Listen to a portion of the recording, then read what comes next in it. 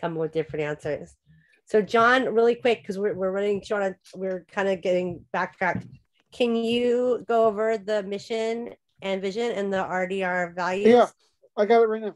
Okay. So the Richmond District Rising builds electoral and political power for working class people, people of color, and others systematically oppressed communities to ensure a progressive, libertarian, inclusive, and justice district community. And then the values of RDR is RDR has a vision for our community that is not just aspiration, it is practice and inclusive. And just Richmond District community can only be achieved by seeking consistent and collective practice. We seek to always be conscious that this practice requires mutual consent and a commitment to each other to feel safe, supported, open, and trusting. And then the community agreements: take space, make space. It's usually quiet, challenging yourself to make space. It usually talk a lot. Please be mindful to leave the room for quieter voices. Take your space, make space for others. Be students as well as leaders. We often feel that we have important thoughts to convey, but we all have to learn, and we cannot do this by focusing on speaking instead of listening. Practicing equality, be mindful of privilege, class, and race in our society. Confer privileges either enhance or diminish our visibility. If we come from privilege, let's be mindful of everyone in the room and temper the volume of our voices. Thank you, John. So with that, I want to turn it over to our guests today, who are going to, Jennifer, and then, is it Jennifer, it's just you talking today, or is it you who's going to speak to us about SF CART and the developments that are happening and why this is really important to us here in Richmond? Yeah. Hi, everyone. I have a slideshow, and I'm going to share the screen. I kind of, I don't think that are you guys feel like you're really up to date on CART, or, I mean, does everyone have like a good idea of what it is? Or should I cover the basics first before I talk about where it's at? Maybe a quick refresher. I know we've been involved with like helping, get the word about CART and speaking at like the police commission. And yeah. So okay, I'll do a quick refresher. That sounds good. And then we'll talk about where it's at. And so CART stands for Compassionate Alternative Response Team.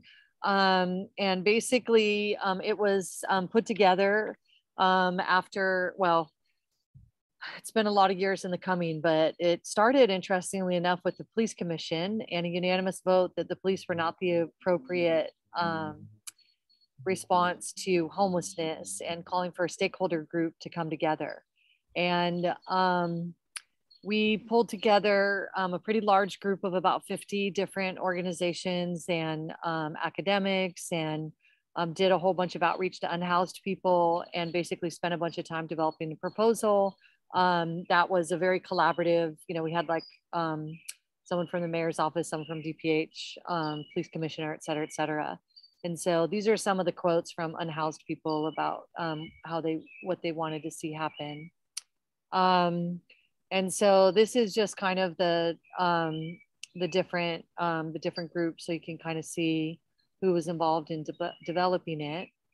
The basic idea is that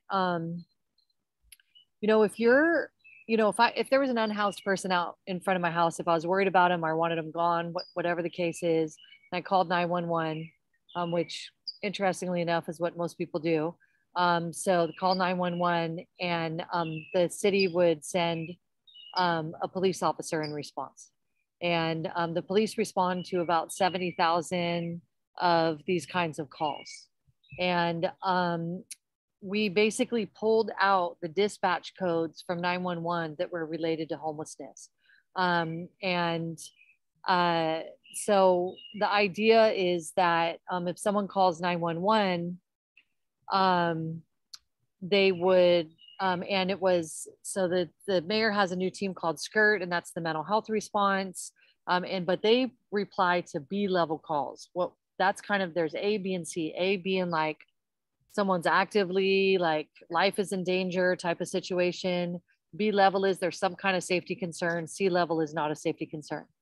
So typically if you call 911, they send the cops, takes them more than an hour minimum to come out to respond to these C level calls. And that's what we really want CART to respond to. And so we have the list of the different calls here that we're talking about. And basically they are things like sit, lie, trespassing, blocking a doorway, that kind of thing. And so the design of the program is basically very like homeless person centered and very restorative. And the idea is to try to get people off the streets.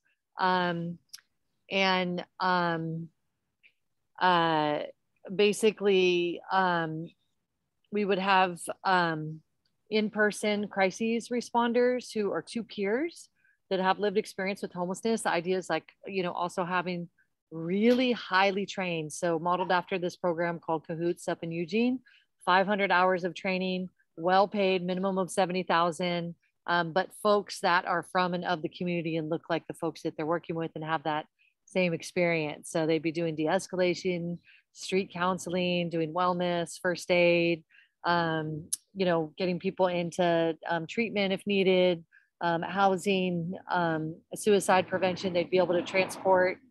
And then we'd also be doing kind of community strengthening, really building up a network of neighbors that would be invited to parts of the training and could be compassionate responders and kind of do similar kinds of work. And part of this is really, and what happens in Eugene is a lot of education of the people who are complaining, managing expectations, what's realistic, what's not, kind of separating out what's the real issue here, and really engaging in a way that we don't see happen. Right now, the response is really about like, the neighbor wants the person gone. We're going to move. Susie Q Public wants them gone. We're moving them. They're out now. The person's in front of Johnny Q's Public. And we're kind of moving people back and forth and spending a lot of money to do that. It's very trauma inducing. And so it's very like, so the police response is costly and effective and punitive. We also have the aspect of police violence. Almost all of the officer involved shootings have been members of unhoused community. So here's some scenarios and kind of what it would look like in practice. But, so if it's like a unhoused, and people could also call the SCIRT line directly, not just have to call 911.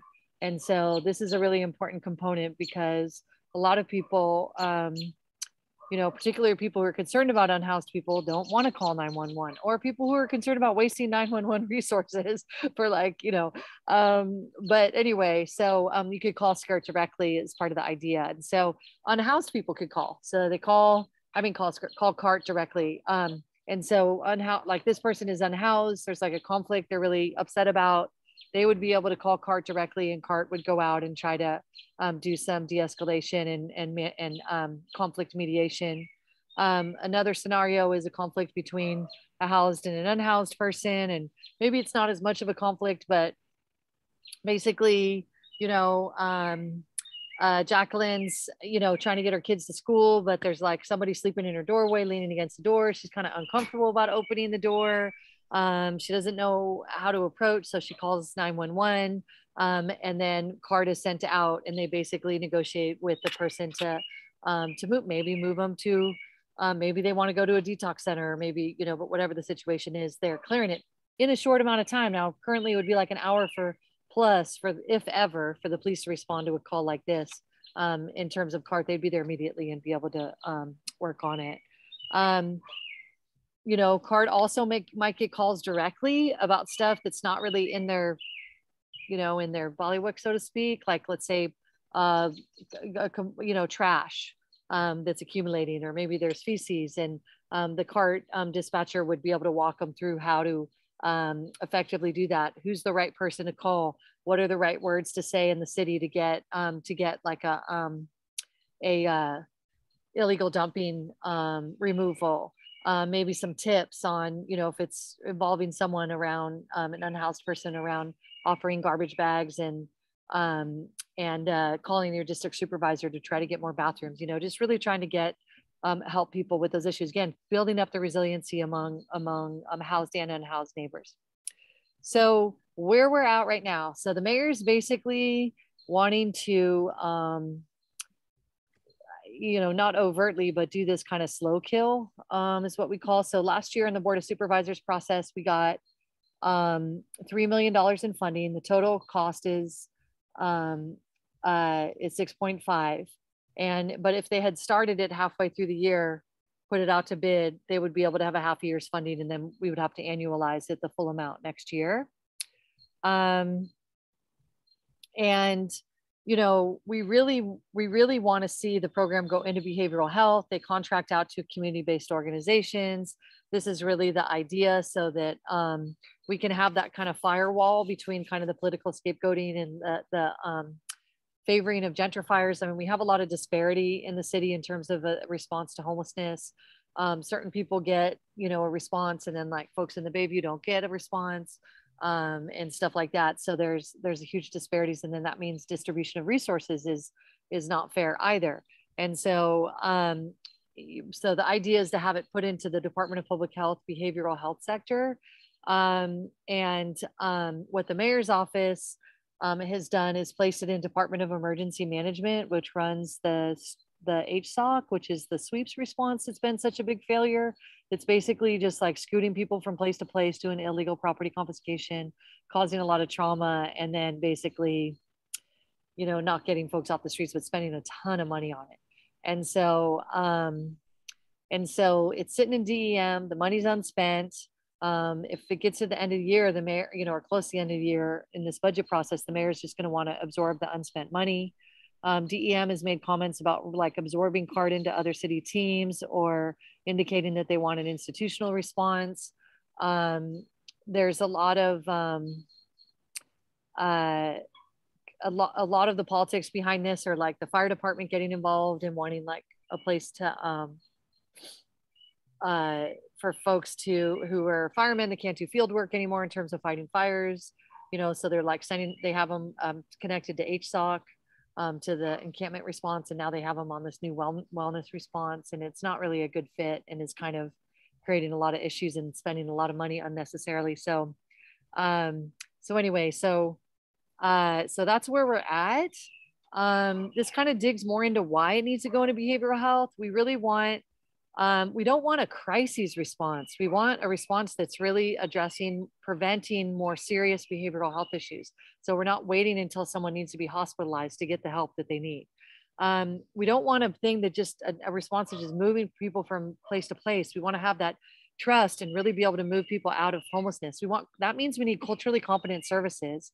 And that's a big problem with a lot of the street teams, and focusing on the fire department. It's not as culturally competent. We really want to collaborate with the other street teams. And we want to really have the capacity citywide. So like the Richmond could actually get a decent response around homelessness, unlike right now, which you basically have zilch in terms of a response. And the department health department's more experienced in securing state and federal resources to be able to do this. And there's a lot of grants around doing these alternatives to policing from the state and feds right now. So action steps, and then I want to make sure we have space for questions and answers. So we have a petition. We're trying to get, oops, God, I didn't update this. Sorry about that. Scratch that action step around Civic Center.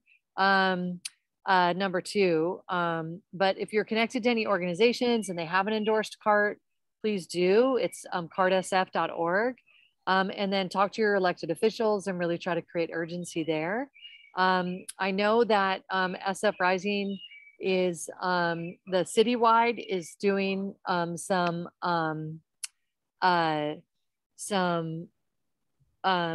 voter education, doing some phone calling and some door knocking on CART, and there's already a script and everything that's been developed, and it includes on the in-person a QR code around how to sign the petition.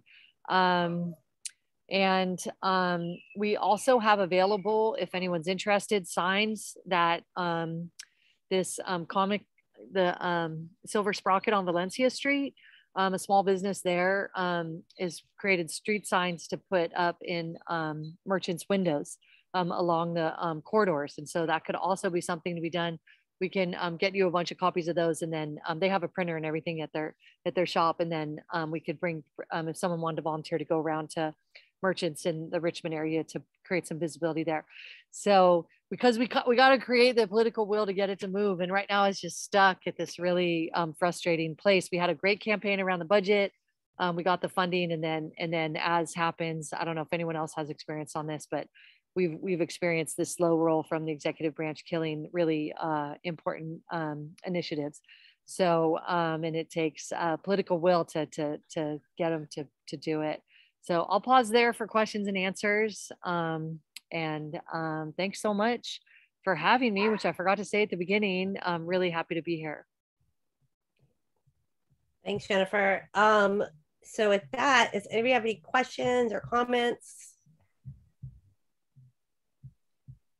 Oh, I have a comment. It just seems so obvious that this is like a no-brainer. It's so humane. It makes so much sense. And your presentation is excellent and just really makes the case for it. And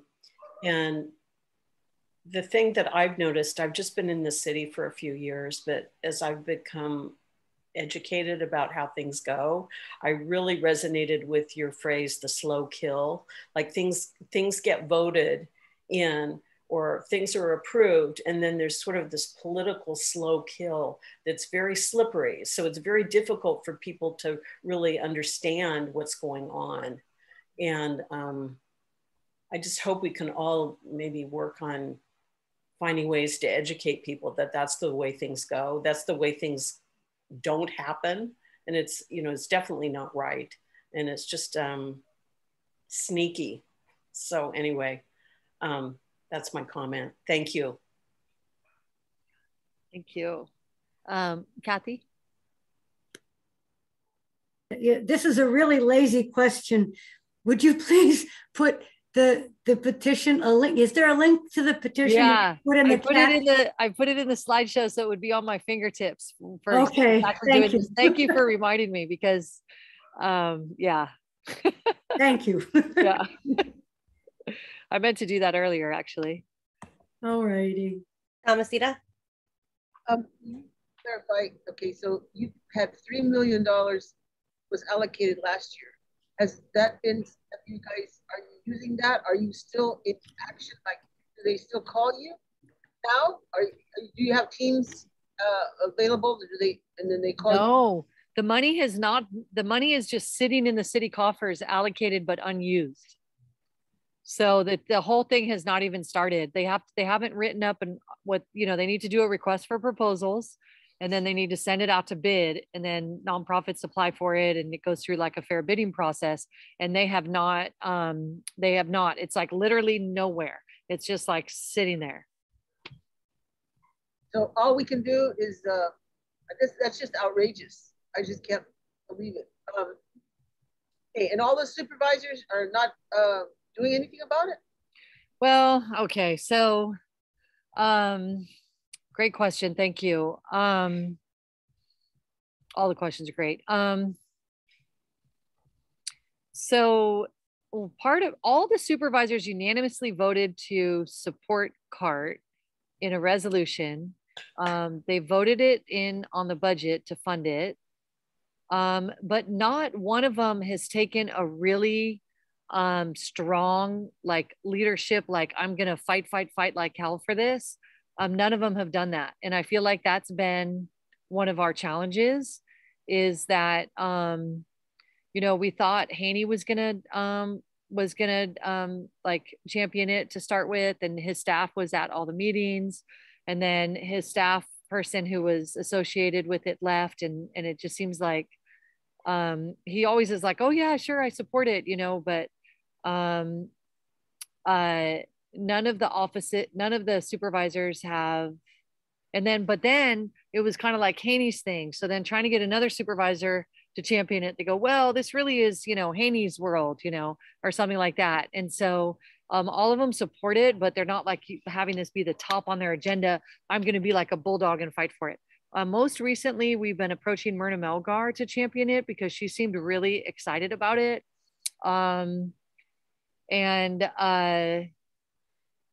we had a bunch of action steps for her to do. And that also seems to be like, she's still supportive, but not really like being a real, like, I mean, you know, we need someone to be talking about it on social media, pushing the mayor, like, you know, bringing it up at all the different hearings, like, you know, having hearings on it, like really, really pushing it. And we just haven't had that, that kind of supporter, unfortunately. And so I think that's been part of the challenge as well.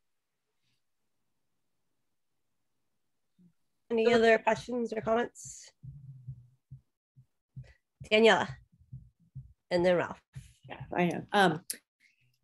So first I thought this was you guys were your own nonprofit, but so you're not, I guess you're more like a coalition.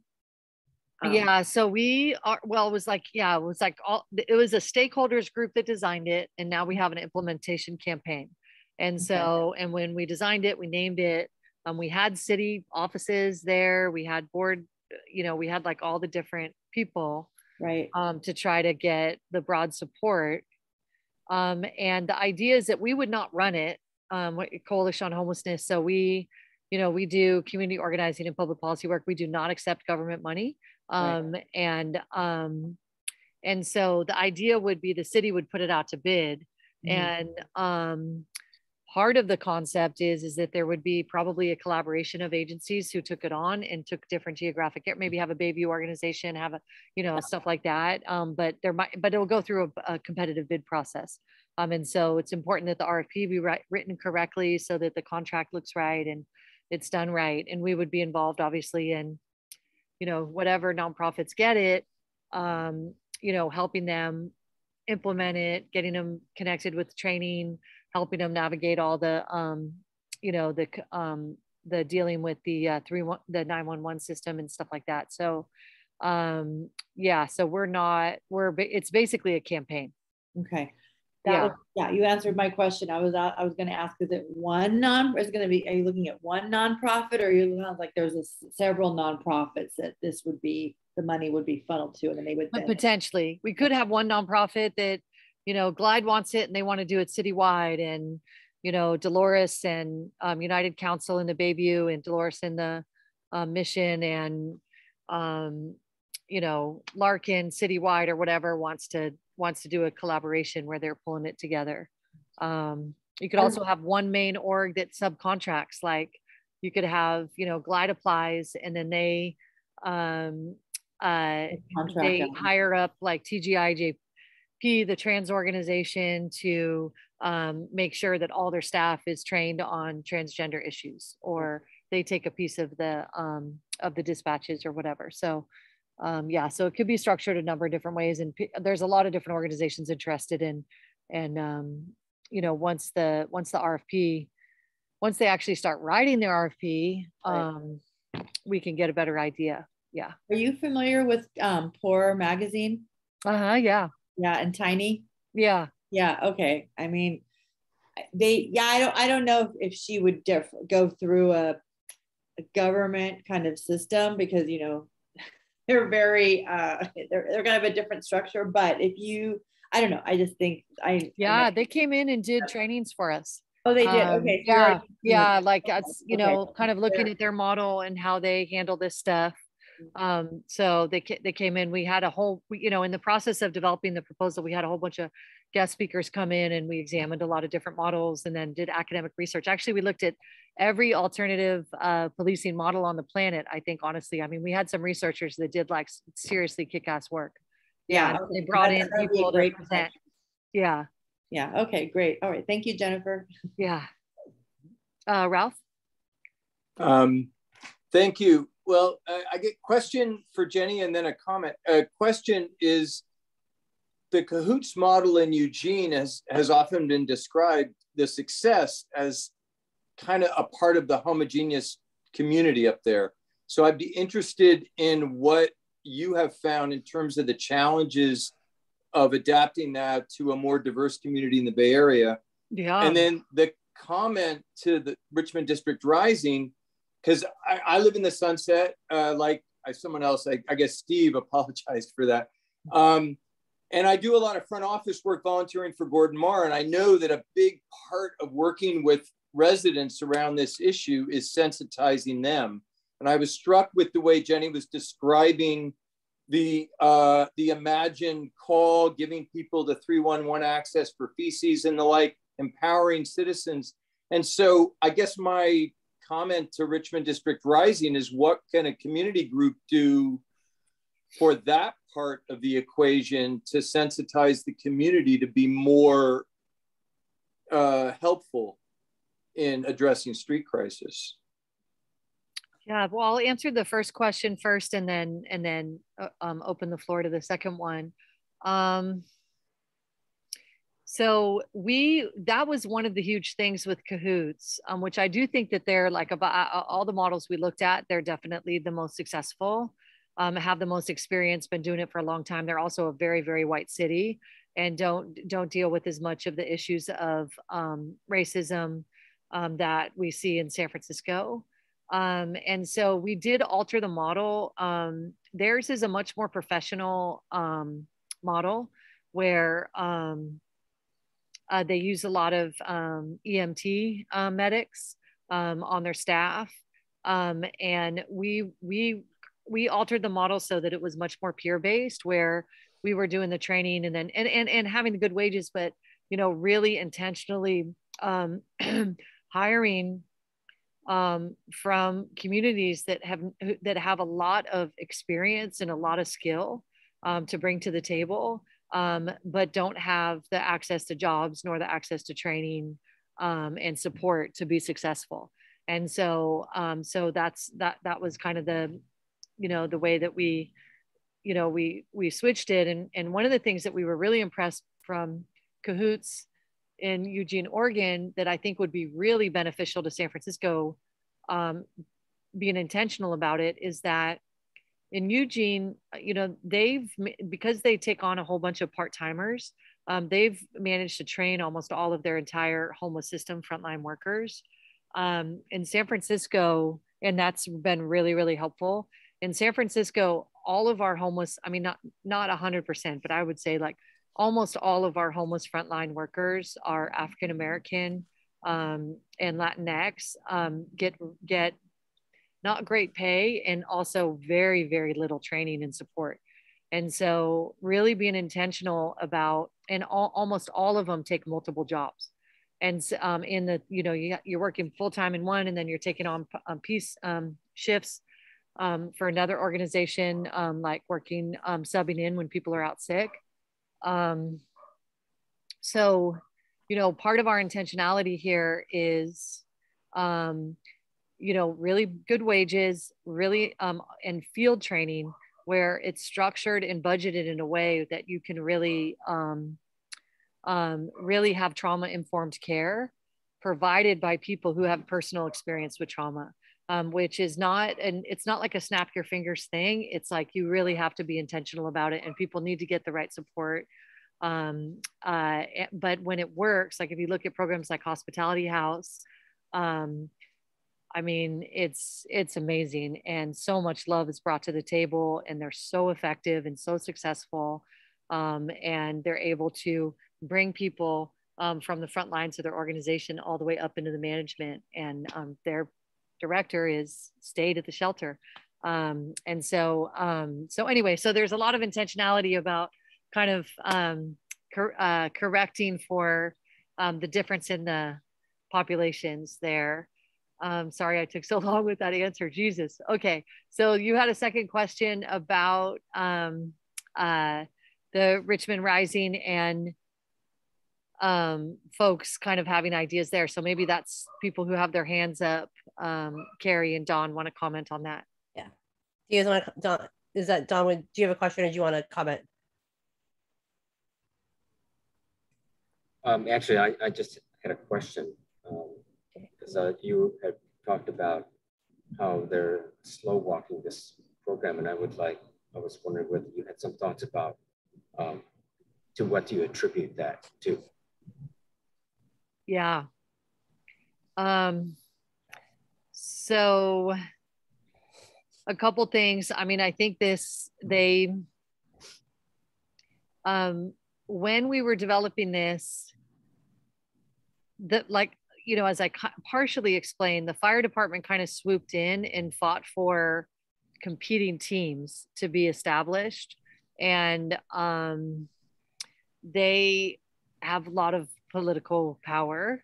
And they had a very intentional, this was very intentional on their part to create a vertical, an ability to be able to promote people within the paramedics where they really didn't have a way for people to move up. And the way that they're structured is kind of a paramilitary where you're rewarded with getting promotions, much like the police department. They're structured exactly the same way. And so they had a problem in the paramedics division, which moved over from DPH many years ago, where there was not that vertical movement. And they also were having problems with people working in the field as firemen who physically couldn't do it anymore, and they wanted to be able to continue working field jobs. And so they kind of saw this as a growth thing, and they ended up developing some teams where they were specifically allocated positions with, and got a lot of money to do that. So that was part of the issue that happened. And then the other part of the issue, I think, is that the mayor wants to maintain control of the homeless response. And I think that is not really trusting that community would align with her political goals on this issue. Has been very supportive of a police response to homelessness, frankly. And I think that we're up against that as well. And so those two things kind of are our challenge. Yeah. Carrie. So, Carrie, and then I want to ask a quick question and then close it out. Great. Okay. This is just real quick. If things were in place to have this move forward, as it is now, what city department would be responsible for putting out the RFPs, the requests for proposals? Who's responsible for that? We want it in DPH, in Behavioral Health Division. The mayor put it in Department of Emergency Management. Got it. Thank you. Okay. And then, so the question I have is, because I know this has been, I mean, this is, like you said, it's a campaign. I feel like, one, it's frustrating to hear that people think that it should be Matt Haney's issue, like they associate homelessness with the Tenderloin and Soma as if it doesn't exist throughout the city. I mean, here in the Richmond, we know Golden Gate Park has huge encampments. We see, we've done work with encampments here. And so, like, what can we do, to push on our supervisors, because we have some D4 people here as well, to let them know how important this is. And I think something else is that I worry that, we're all these like insiders in a way, like, because we're really involved in politics in the community. But I think like our everyday neighbors, like my sister didn't know what CART is, and she's lived in the city as long as I have. So like, what can we do? Like, can we, like, if there was a template to put posters in our window, like support CART, or like to print out, like even to give to like 5 friends or neighbors, like I would want to do that. Like, yeah. So is there like some kind of effort for that? Like, because it's not a political campaign. We don't have that kind of funding, but it's something like you can print out like flyers and hand them, put them on all your neighbors' doors or your building or on your street, or you could put a sign, I support CART, and like call your supervisor to support CART. Like, is there any initiative for that? Yeah, we have those, and we have posters we can print up for the windows that are very simple. We have bigger ones that have like a lot of detailed information. And then we have the CART website that's up, and people can get really detailed information about it. So it has the website on the thing, and then it also has the QR code for the petition. And so with the little phone thing. And so yeah, absolutely. And I can send them, maybe I send them to you, Wendy, or to Dawn, or. Yeah, and we can blast it to our RDR list. We've got a pretty expansive list. Okay, great. And then we could put a little note in there. We can also print them in color, because the Silver Sprocket, like I said, volunteered to print them all. Yeah. And so we can print them and then run them over to somebody too. Sounds great. Yeah. Awesome.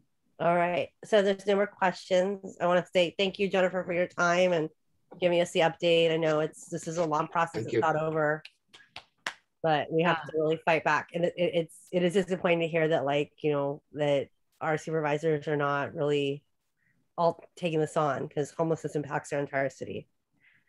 So yeah. All right. So with that, coming to the end of our meeting, are there any announcements? I do have one about the redistricting, unless Dawn, you want to give it? Oh, go ahead, Wendy. So the redistricting task force, starting on Wednesday, is going to finalize their mapping process. We learned that they decided so far to keep Seacliff out of D1, which would have been a death sentence for our progressive politics. And but there's still a lot, you know, that we need to work on, and we have a lot of, you know, districts, they still want to put some parts that might really hurt us, so we need to keep calling, and so we're trying to think of, like, what is a day that we can get people to call in during these processes as they do put the maps together, to support the community unity map, to, you know, to listen to the working voices of the Richmond. We have been, every time, like, the moderates who really want to win this district back have been really pushing and people to call, and getting a lot of, you know, people like on the phones.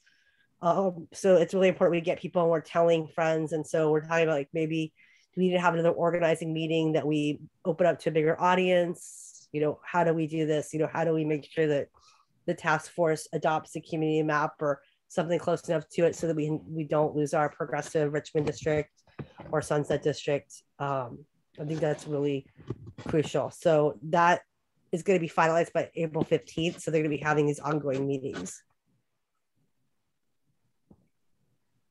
Yeah, I'd just like to add to that. It's just that there's this community unity map that has been created through this coalition of about over 70 organizations in the city, representing every one of these districts in the city. And it has been an iterative process, and it has taken into consideration all the communities of interest, you know, communities of interest being like the cultural centers, the people of color communities, renters, seniors, and looking at that and how that fits into the demographics of San Francisco. This map came out, which many organizations have already endorsed. And if you're gonna, it would be great if people could call in and first of all argue for, you know, what's right for D1. And I think that map is pretty much in alignment with what a lot of us see is how the map should be drawn in District 1. Yeah. But also just about how this whole process is actually a much more democratic process when you think about it, because anything that comes out of the city, you know, their typical reaction is, we're going to form a commission, and then there could be democratic input by having public comment. But that's all bullshit. I mean, you know, that's not really democratic input. That's like, I'm going to pretend like I'm listening to you, and then I'm going to come up with my plan. But the community unity map process actually got people in the room talking to each other and figuring out every one of these districts, because, you know, there's going to be a ripple effect if you change one district. So to be able to look at the city as a whole and come up with a map that people agree on is really a pretty remarkable process. So if people can call in, you know, advocate for, you know, lines that are drawn which don't harm our communities of interest, and also advocate for the whole community map process, that would be awesome. And I put in the chat from the SF Unity Map Coalition. They have a toolkit which will give you all the information about redistricting, about how they came up with the map, and all of the different districts in the city, plus talking points for calling in. Yeah. So please write down that link.